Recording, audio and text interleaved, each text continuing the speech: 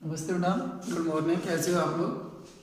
देखो बेटा, आज हम पढ़ेंगे पुस्तक जो अपनी पीयूष प्रवाह जो 12 अंक की आती है।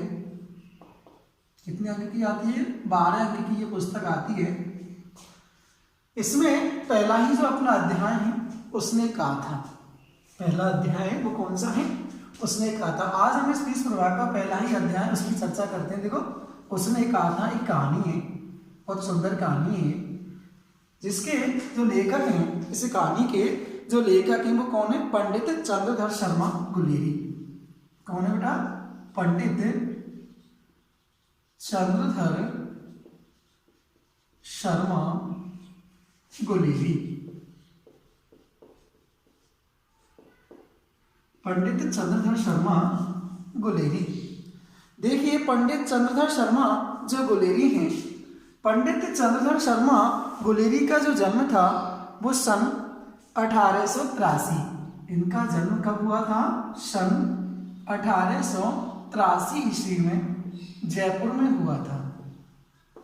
राजस्थान के लेखक हैं पंडित चंद्रधर शर्मा गुलेरी, जिनका जन्म सन 1883 ईस्वी में जयपुर में हुआ था। और इनकी जो मृत्यु थी वो 1922 में। कब हुई थी? 1922 में इनकी मृत्यु हुई थी। तो बेटा, अधिक परिचय पढ़ने की हमें आवश्यकता इसलिए नहीं है क्योंकि बोर्ड में इस किताब में से लेखक परिचय नहीं पूछा जाता है। क्योंकि मैंने आपको बताया था कि जो हमने जब सिलेबस पढ़ा था उसमें मैंने आपको बताया था कि लेखक परिचय जो आता है वो 4 अंक का आता है, और 4 अंक का जो लेखक परिचय आता है वो अपनी सृजन पुस्तक में से आता है। लेखक परिचय अथवा कवि परिचय अथवा में आते हैं तो वो कौन सी पुस्तक में से आते हैं? सृजन में से आकर कितने अंक का आता है? 4 अंक का आता है। तो इस पुस्तक में से लेखक परिचय नहीं आता है, तो उसकी हम इस पर ज्यादा विस्तृत चर्चा नहीं करें तो ठीक है। तो हम पाठ पे सीधे ही चलेंगे। देखिए बेटा, पाठ है उसने कहा था, जो अध्याय है उसकी कहानी है। प्रकरण क्या चल रहा है? उसने कहा था। एक बहुत अच्छी, एक सुंदर कहानी है जो प्रथम विश्व युद्ध, किसकी है? प्रथम विश्व युद्ध। प्रथम विश्व युद्ध पे चर्चित कहानी है। प्रथम विश्व युद्ध जो था वो हुआ था 1914 से 1918 के मध्य में। प्रथम विश्व युद्ध पर आधारित एक कहानी है जो बहुत ही एक सुंदर कहानी है। इसकी जो पृष्ठभूमि लिखी गई है वो एक मार्मिक कहानी पे। किस पे? इसकी जो पृष्ठभूमि है वो एक मार्मिक कहानी पे आधारित। मार्मिक क्या होता है? मर्म को जानने वाली एक बहुत अच्छी मार्मिक कहानी है, जिसका जो कथानक है, इस कहानी का जो कथानक है वो किस पे? त्याग, बलिदान, प्रेम। इस कहानी का जो कथानक है वह त्याग, प्रेम, बलिदान और कर्तव्य निष्ठा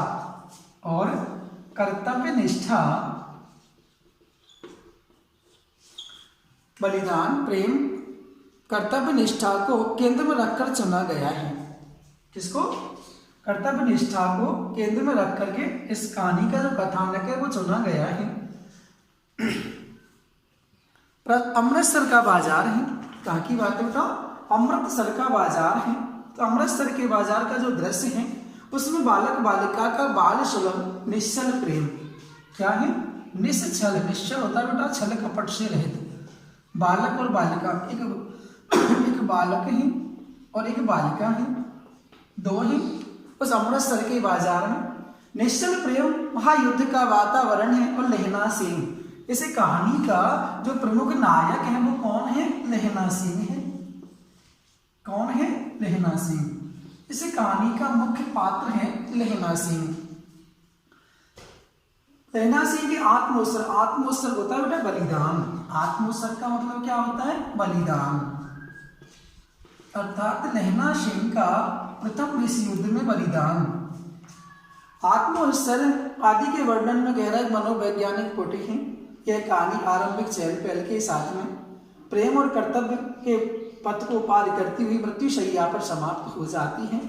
देखिए, आप इस कहानी में दर्शाया गया है कि जो लहना सिंह है, यह जो लहना सिंह इस कहानी का जो मुख्य कथानक है, यह अपने प्रेम अपने कर्तव्य के प्रति अपने आप को बलिदान कर देता है। इस कहानी में ऐसा दर्शाया गया है। देखिए आप, हम इसके कुछ पॉइंटों की बात करें कहानी आरंभ करने में, जिसमें देखो पहला ही पॉइंट बना देंगे हम अमृतसर का बाजार या अमृतसर का दृश्य। देखिए आप,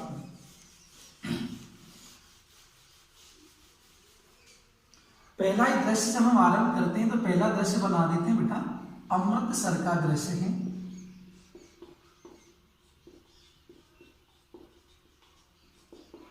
अमृतसर का दृश्य है, कहाँ की बात है? अमृतसर का। देखिए आप, बड़े बड़े शहरों के इक्के गाड़ी वालों की, इक्के गाड़ी वाले होते हैं बेटा एक घोड़ा गाड़ी। इक्के गाड़ी का मतलब क्या है बेटा? एक घोड़ा गाड़ी है। इक्के गाड़ी वालों की जो जुबान है, आप ऐसे कह सकते हो कि जो अमृतसर का जो बाजार है, उस अमृतसर के बाजार में जो चहल पहल से युक्त है। अमृतसर का जो बाजार है उसमें चहल पहल बनी हुई है बाजार में चारों तरफ। बम्बू काट वालों की मधुर बोली, बम्बू काट गाड़ी होती है, बम्बू काट आगे जैसी नुमा, बम्बू काट गाड़ी वालों की बोली अन्य बड़े शहरों के इक्के गाड़ी वालों से की तुलना में मिठास से भरी हुई है। जो अमृतसर में जो बम्बू काट वाले हैं, उस बम्बू काट वालों की जो गाड़ियां हैं, वो लोग रास्ते में चलने वाले लोगों से बड़े मधुर वाणी में पेश आते हैं। बजाय और शहरों में जो इक्का गाड़ी वाले तांगे वाले होते हैं, उनकी बजाय उनकी जो वाणी है वो बड़ी मधुर है, बड़ी मीठी है। वे अमृतसर की सड़कों पर और चक्करदार गलियों में प्रत्येक राहगीर के लिए ठहरकर सब्र का समुद्र उमड़ाकर बच्चों खालिसा जी, हटो भाई जी, ठहरना भाई जी आदि जैसे मधुर शब्दों का प्रयोग करते हुए दिखाई देते हैं। उनकी मधुर आवाज को सुनकर पैदल चलने वाले उनके लिए स्वतः ही रास्ता छोड़ देते हैं। अर्थात अमृतसर का जो बाजार है वो बहुत ही लोगों से भरा हुआ है, उसके अंदर चहल पहल बनी हुई है। उस बाजार का दृश्य यहाँ पर दिखाया गया है। दूसरा पॉइंट हम बना देते हैं सिख बालक बालिका का मिलन। दूसरा जो पॉइंट होगा वो क्या होगा? सिख बालक बालिका का मिलन। सिख बालक बालिका का मिलन, दूसरा पॉइंट हम ये बना देते हैं, जिसकी देखो हमारे द्वारा चर्चा की जाएगी। बालक लहना सिंह कौन है बेटा? बालक लहना सिंह है। यहां से हमारी कहानी आरंभ होती है। देखो, ऐसे बम्बू काट वालों के बीच में होकर एक लड़का और एक लड़की, कौन है? एक लड़का है और उस लड़के का नाम क्या है? लहना सिंह। अभी हम आपको यहां से बता देते हैं, उसकी चर्चा हो रही है। जो बालक इसमें मुख्य भूमिका को निभाएगा इस कहानी में, उस बालक का नाम क्या होगा? लहना सिंह होगा। बम्बू काट वालों के बीच में कोई लड़का और लड़की एक शॉप की दुकान पर आ मिलते हैं दोनों। उसके बालों और उसके ढीले सुथने से, सुथना होता है बेटा एक तरह से पायजामा। सिख जो लड़की होती हैं वो क्या पहनती हैं? एक ढीला सा पायजामा पहनती हैं, जिसको क्या बोला जाता है? सुथना बोला जाता है। सुथने से जान पड़ता था कि दोनों सिख हैं। वो अपने मामा के केस धोने के लिए दही लेने आया था। जो लड़का था जिसका नाम क्या है? लहना सिंह है, वह अपने मामा के बाल धोने के लिए उस अमृतसर के बाजार में एक दुकान पर क्या लेने आया है? दही लेने आया है। और यह रसोई के लिए बढ़िया, और जो लड़की है वो क्या लेने आई है? रसोई के लिए बढ़िया लेने आई है। बढ़िया एक तरह से उसकी बनी हुई होती है बेसन की। दुकानदार एक परदेसी से गुथ रहा था। जो दुकानदार था वो किसी अपरिचित व्यक्ति से, एक परदेसी से गुथ रहा, मतलब उससे लड़ रहा था, जूझ रहा था। जो शेर भर गीले पापड़ों की गड्डी को गिने बिना हटता नहीं था। जो दुकानदार था और जो परदेसी था, उन दोनों के बीच में जो झगड़ा चल रहा था वो इस बात पे चल रहा था कि उस दुकानदार ने उस ग्राहक के लिए 1 किलो पापड़ दिए थे। वो पापड़ थोड़े गीले थे, जो आपस में चिपके हुए थे। वो ग्राहक चाहता था कि वह उन पापड़ों को गिन करके ले जाएगा, इसलिए उन दोनों में आपस में झगड़ा चल रहा था। उसी समय मिला है और वो दोनों लड़के और जो लड़की है, जो लड़का और जो लड़की है, उन दोनों को कुछ समय के लिए बात करने का मौका मिल गया है। तेरे घर कहाँ है? उस लड़के ने उस लड़की से उसी अंतराल में पूछा जब उस ग्राहक और उस दुकानदार के बीच में जो झगड़ा चल रहा था, उसी बीच में उस लड़के ने उस लड़की से पूछ लिया, तेरे घर का था, तेरा घर कहाँ पे है? मगरे में। उस लड़की ने जवाब दिया कि मैं मगरे में रहती हूँ, मगरे में मेरा घर है। अर्थात मगरे गांव की रहने वाली है वो। उस लड़की का जवाब था कि मैं मगरे अर्थात मगरे गांव की रहने वाली हूँ। और तेरे, उस लड़की ने उस लड़के से झट में ही पूछ लिया कि तेरा गांव कौन सा है? माझे में। उसने कहा कि मैं माझे गांव का रहने वाला हूँ। दोनों में थोड़ा परिचय हो रहा है। पहले लड़के ने बात आरंभ की कि तू कहाँ की रहने वाली है? उसने कहा कि मैं मगरे गांव की रहने वाली हूँ। और उस लड़की ने भी झट से पूछ लिया कि तेरा गांव कौन सा है? तो उसने कहा कि मैं माझे गांव का रहने वाला हूँ। यहाँ कहाँ रहती है? उस लड़की ने उस लड़की से पूछा कि तू यहाँ कहाँ रहती है अमृतसर में? अतर सिंह की बैठक में। उस लड़की ने जवाब दिया कि अतर सिंह जो है वो मेरे मामा जी हैं और मैं उस मामा जी के घर पर ही रहती हूँ। मैं भी अपने मामा के यहाँ रहता हूँ, उनका घर गुरु बाजार में। उस लड़के ने अपने आप ही झट से जवाब दे दिया कि मैं भी मेरे मामा जी के वहां पे रहता हूँ और उनका घर कहाँ पे है? गुरु बाजार में घर पड़ता है। इतने में दुकानदार निपटा, अर्थात इतने में जो दुकानदार है उस ग्राहक से निपट चुका है, अर्थात उन दोनों का फैसला जो होना था वो हो चुका था और इनका सौदा देने लगा। सौदा लेकर दोनों साथ साथ चले। कुछ दूर जाकर लड़के ने मुस्कुराकर पूछा, अर्थात वो अपना सामान लेकर के दोनों लड़के और जो लड़का लड़की है वो थोड़ा आगे चले और आगे चल करके तब उस लड़की ने उस लड़की से पूछ लिया है, मुस्कुराते हुए उससे बोला, कुछ दूर जाकर मुस्कुराकर पूछा, तेरी कुड़माई हो गई? उस लड़के ने और उस पंजाबी भाषा में उस लड़की से पूछा कि तेरी कुड़माई हो गई? कुड़माई कहते हैं बेटा रुकवा, जिसको सगाई बोला जाता है। उस लड़के ने उस लड़की से झट से ही रास्ते में मुस्कुराते हुए पूछ लिया, क्या तेरी कुड़माई हो गई? कुड़माई का तो होता है बेटा रुकवा, सगाई। क्या तेरी सगाई हो गई, रुकवा हो गया तेरा? इस पर लड़की कुछ आंख चढ़ाकर धत कहकर दौड़ गई। धत एक तरह से धत जो शब्द होता है वो एक तरह से होता है कोई ठीक प्रकार से जवाब न देना, नकारात्मक भाव। उसने ऐसा कह दिया है और उसका मुंह देखता वह लड़का उस लड़की का इस प्रकार उसके हाव भावों को देख करके और वह उसका मुंह ताकता रह गया, देखता ही रह गया है। दूसरे तीसरे दिन सब्जी वाले के यहाँ या दूध वाले के यहाँ अकस्मात दोनों मिल जाते थे। संयोग की बात थी कि वह लड़का और वह लड़की दोनों ही कभी दूध वाले के वहां पे कभी सब्जी वाले के वहां पे अक्सर वो दोनों मिल जाया करते थे। महीना भर यही हाल रहा। 2-3 बार लड़के ने फिर पूछा, तेरी कुड़माई हो गई? और उत्तर में कोई जवाब न मिलकर के वही धत्त मिलता था। एक दिन जब फिर लड़के ने वैसे ही हंसी में चिढ़ाने के लिए पूछा तो लड़की लड़के की संभावना के विरुद्ध बोली, हाँ हो गई।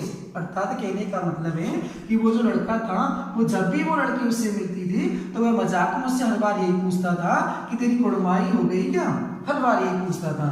तो एक दिन अर्थात उस लड़के को ऐसी संभावना बनी हुई थी, वो चाहता था कि अगर इसकी कुड़माई नहीं हुई हो तो मैं इसके साथ में विवाह करूंगा। ऐसे विचार उस लड़के के बने हुए थे क्योंकि वो अंतर मन से उसको चाहने लगा था, उससे प्रेम करने लगा था।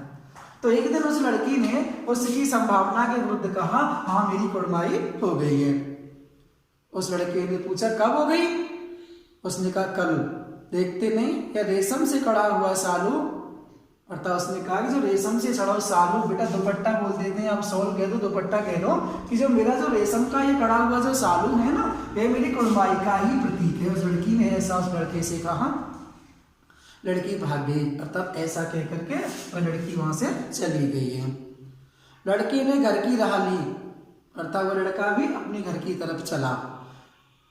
रास्ते में एक लड़के को मोरी में ढकेल दिया, एक छाबड़ी वाले की दिन भर की कमाई खोई, एक कुत्ते के पत्थर मारा और एक गोभी वाले के तेल के ठेले में दूध उड़ेल दिया। सामने नहाकर आती हुई किसी वैष्णवी से टकरा। वैष्णव धर्म अर्थात वैष्णवी होती विष्णु भक्त, वो एक वैष्णवी जो थी उसको से वो टकरा कर अंधे की उपाधि पाई, तब कहीं जाकर घर पहुंचा। अर्थात जब उस लड़की ने उस लड़के से कहा कि भाई मेरी कुड़माई हो गई, अब देखते नहीं जो मेरा रेशम का जो सालू है वो उसी का प्रतीक है, तो लड़के को जब अपनी संभावना के विरुद्ध यह जवाब मिला तो वह अत्यधिक क्रोधित भी हुआ और उसे बड़ा दुख भी हुआ। ऐसा विचार करके जब वो अपने घर की तरफ दौड़ा तो रास्ते में वो उसी के बारे में सोचता जा रहा था, तो क्रोध के मारे उसने एक लड़के को मोरी में धकेल दिया। छावड़ी वाले की दिन भर की अर्थात कोई व्यक्ति छावड़ी धकेल लगाता था, उसको ढकेल दिया ही। कुत्ते को पत्थर मारा और गोभी वाले के ठेले में उसने दूध उड़ेल दिया है और एक स्नान ध्यान करके वैष्णवी विष्णु भक्त औरत आ रही थी, उसमें उसने धक्का दिया तो उसके द्वारा उसको अंधे की उपाधि मिली। उसने बोला उसको का अंधा है, तुझे दिखाई नहीं देता है, ऐसे सब उससे कह रही हैं। और तब जाकर के कहीं वो घर पहुंचा। देखो बेटा यहाँ से 2 अंक का प्रश्न बन जाता है, यहां से 2 अंक का प्रश्न बन जाता है। और ये पूछ लिया जाता है कि जब उस लड़की ने उस लड़के की संभावना के विरुद्ध मना कर दिया तो उस लड़के की क्या मन स्थिति हुई, उसका वर्णन कीजिए। यहां से 2 अंक का प्रश्न बन जाता है, बोर्ड में पूछ लिया भी गया। गत वर्ष एक बार प्रश्न पूछा भी गया है कि जब लड़के की संभावना के विरुद्ध उस लड़की ने मना कर दिया था तो उस लड़के की मन स्थिति का वर्णन कीजिए। प्रश्न यहाँ से बन करके आएगा। ध्यान रखना ऐसे प्रश्न इस पुस्तक में अधिकतर प्रश्न अंदर से बन के आते हैं, तो हमें इस अध्याय को ठीक प्रकार से समझना होगा, उसके जवाब पाठ को ढंग से याद करना होगा, तब जाकर के हम उसके जवाब हम आसानी से दे सकते हैं। तो अब इस पाठ में अगली चर्चा अगली वीडियो में करेंगे। धन्यवाद।